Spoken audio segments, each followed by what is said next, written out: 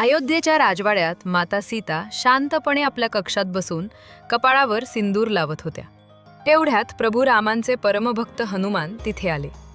कुतूहलाने त्यांनी विचारले, माते, आपण हा लाल सिंदूर का लावत आहात? सीता माता प्रेमाने हसून म्हणाल्या, हनुमान, हा सिंदूर मी प्रभू रामांच्या दीर्घायुष्यासाठी आणि रक्षणासाठी लावते.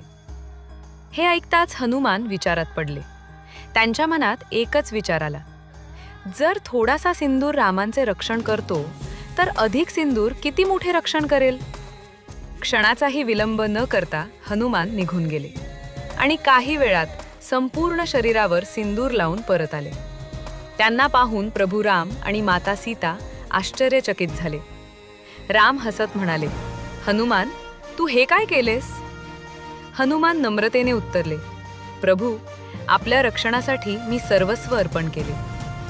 हनुमानाची ही निस्वार्थ भक्ती पाहून प्रभू राम आनंदित झाले.